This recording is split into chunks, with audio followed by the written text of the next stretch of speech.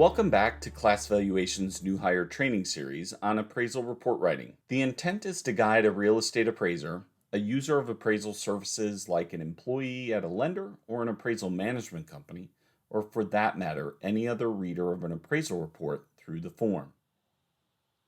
Before we get started, if you're not already a subscriber to the Class Valuation channel, consider subscribing. It helps the channel out and you'll be alerted to the availability of new content. We appreciate your support, and if you like this video, please remember to smash that like button.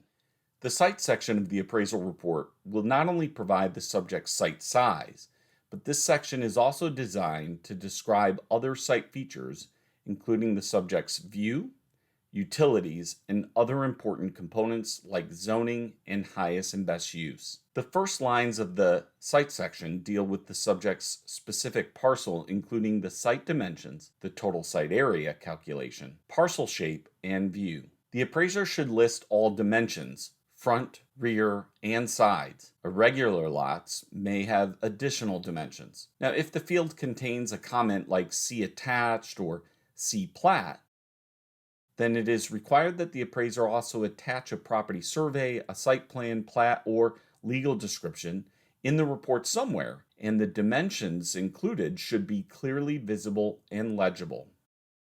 It is important to note that the users of appraisals are not looking for a repeated answer from one field to the next. So, for example, some appraisers will include the calculated site area in the dimensions line if the site dimensions are not known. This practice is not acceptable. The total site area calculation will be expressed as a UAD compliant response, for example, in square feet or acreage. Now, most appraisal software packages will auto-calculate the site area. Keep in mind, sites or parcels that have an area less than an acre must be reported as square feet, and sites or parcels with an acre or more must be reported in acreage to 2 decimal places. The unit of measurement must be indicated as either SF for square feet or AC for acreage. The parcel shape requires a basic description. For example, rectangular, square, or irregular. Here again, this can also be supported by including a copy of the plat. The subject's view line requires a 2-part UAD response. The appraiser must provide one of the view ratings from the list to describe the overall effect on value and marketability of the view factors associated with the property. These view factors consist of either N for neutral, B for beneficial, or A for adverse. For the second part of the view description, the appraiser must also provide at least one, but no more than 2 additional view factors from the list to provide details about the overall view rating selected. If there are more than 2 additional view factors to be used from the second list, the appraiser may choose other and then enter a text description of the multiple view factors to the extent that the description fits within the allowable space on the appraisal report form. If the description does not fit, the appraiser may use an addendum to report those additional view factors. As an example, the view description might look like the example presented here: neutral, residential.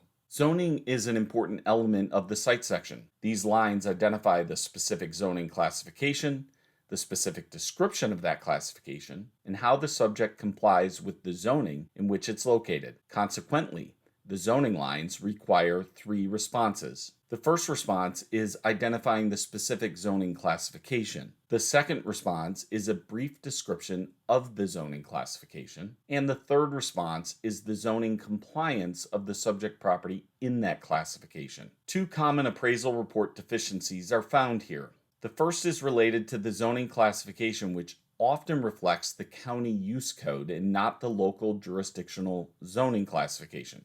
The second is related to the zoning description, which is often too brief to gain any meaningful insight into the veracity of the actual zoning compliance. How the subject property complies with its zoning is an important component of zoning for the appraiser to consider. If the subject's property compliance is a legal non-conforming use in its zoning, then many lenders will require that the appraiser verify if the subject can or cannot be rebuilt if damaged or destroyed, and include a comment in the report that specifically addresses this type of zoning compliance. Now, if the subject property's compliance is an illegal use, then the appraiser must stop work on the file and call Class Valuation for additional instructions. Now, remember, this is one of our stop and call instructions identified in our engagement letter. Zoning also helps the appraiser with the next line of the site section, which is the highest and best use question. A common misconception is that in an appraisal report, it is acceptable to just state your highest and best use conclusion.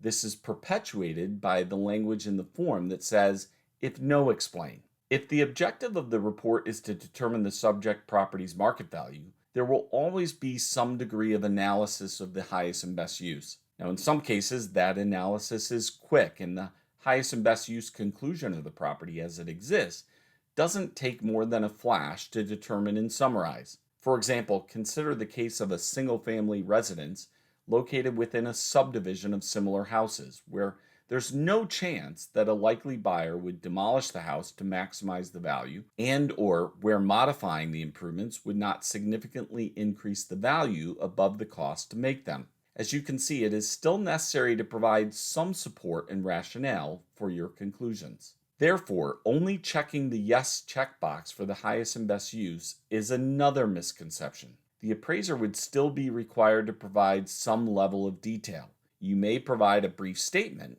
but to meet the requirements of USPAP, the appraiser must provide more than just a checkbox.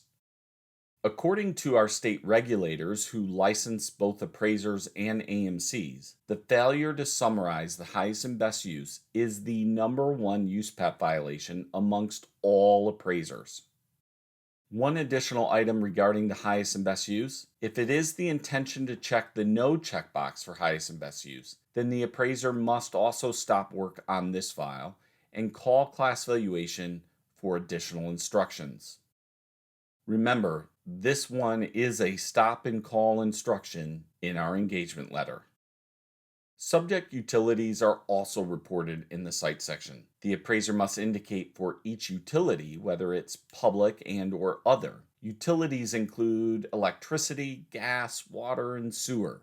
If other is checked, the appraiser must also enter a description. Also, if a utility is not present, then the appraiser must enter none in the description field. Also, if other is checked, the appraiser should provide commentary indicating if the utility is typical for the market area.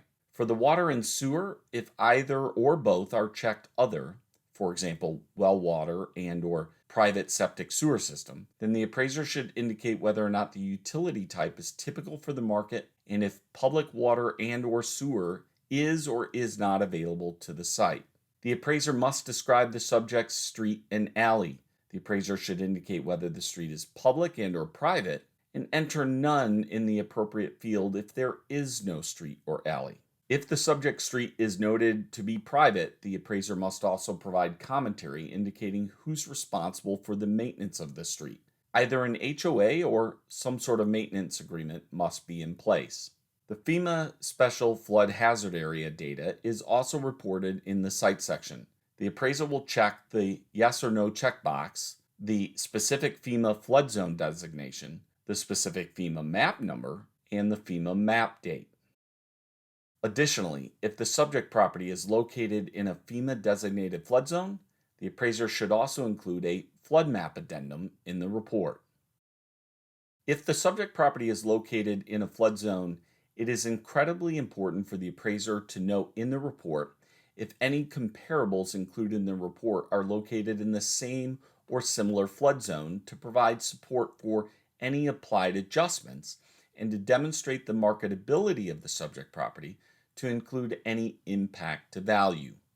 A common revision request from our lender partners is for the appraiser to match the flood information in the appraisal to FEMA's standard flood hazard determination form. Now, the appraiser is responsible for reporting if the site is located in a flood zone. The standard flood hazard determination form provided by the lender is used to determine if the structure or building is in a flood zone.